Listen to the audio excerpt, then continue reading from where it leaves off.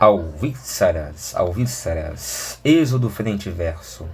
O Deus que controla a história. Deus é o controlador invisível de toda a história e de todas as circunstâncias.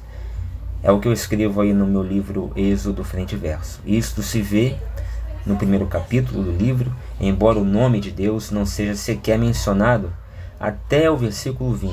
Então ele fica 20 versículos para dentro de Êxodo sem o nome de Deus ser mencionado.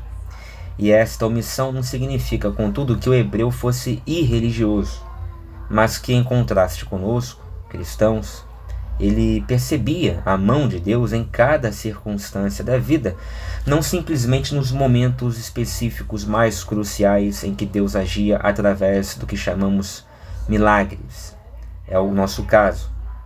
Nada está além de seu poder e controle, nem mesmo a obstinação de um faraó. Por exemplo, lá no capítulo 4, versículo 21. Então, a presença de Deus está em todas as coisas. Então, se torna muito comum. Para a gente também, de certa maneira, ao ponto até de banalizarmos o uso do nome de Deus, ou até usá-lo em vão. Lá em Êxodo 4, 21, você vê a seguinte passagem.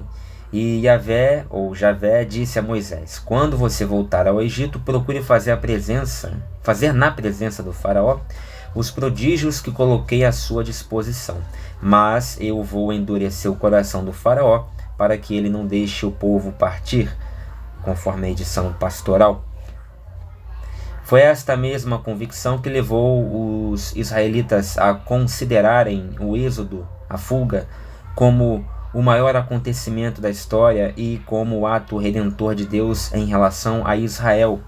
Que o êxodo acontecera, e israelita algum podia duvidar naquele momento que Moisés estava ali liderando o povo, e depois que Moisés e aquela geração toda já havia falecido. Por quê? Porque eles haviam sido realmente salvos do poder do Egito. E isso foi transmitido de maneira muito vívida e forte também por aqueles que vivenciaram aos que não vivenciaram, e assim para os pósteres. Não havia dúvida, portanto, no êxodo, na existência, no acontecimento histórico êxodo. A única explicação provável para tal impossibilidade era de que tratava de uma obra de Deus, pois todas as coisas estavam sob o seu controle. Então, era impossível não ter acontecido. Por quê? Porque veio de Deus, e isso era o argumento cabal para aqueles. Esse invencível poder de Deus sobre a história, todavia, não é exercido arbitrária ou despropositadamente. Ele controla e regula todos os acontecimentos para o bem final de seus filhos, quaisquer que sejam os efeitos imediatos. Isso é demonstrado no capítulo inicial de Êxodo. As próprias medidas repressivas adotadas contra Israel só fizeram com que os israelitas se multiplicassem mais. Isso é dito lá no versículo 12. E, curiosamente, pode-se dizer o mesmo dos cristãos, especialmente quando sofreram as grandes perseguições romanas. Então, há uma similaridade aí no momento em que Israel é perseguido e também no momento em que a igreja primitiva é perseguida. Na nova versão transformadora, no capítulo 1, versículo 12, é dito assim: porém, quanto mais eram oprimidos, mais os israelitas se multiplicavam e se espalhavam, e mais preocupados os egípcios ficavam. Analogamente, Tertuliano dirá, no século II, o sangue dos mártires é a semente de novos cristãos.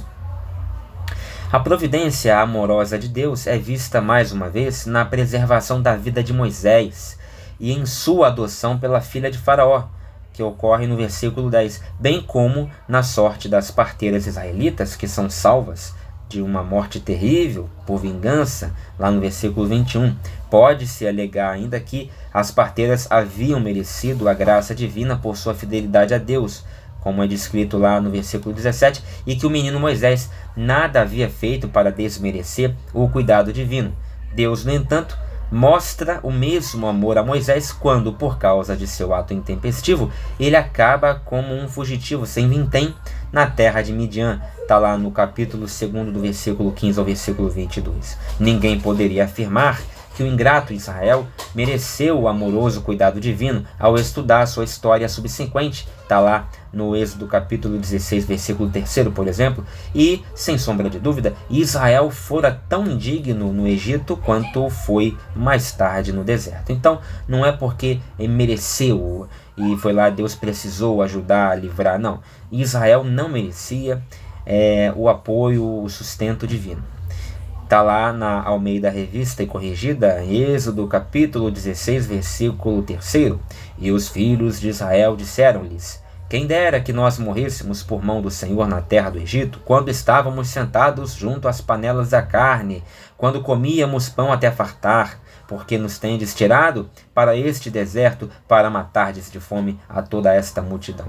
Quer dizer, é um povo que reclamava, é um povo reclamão, é um povo murmurante, e não merecia a benesse de Deus, não merecia o amparo de Deus, né? Mas Deus gratuitamente, por isso que eu já falei isso no vídeo antecedente, gratuitamente a graça esteve o tempo inteiro no Antigo Testamento, já desde o início, né?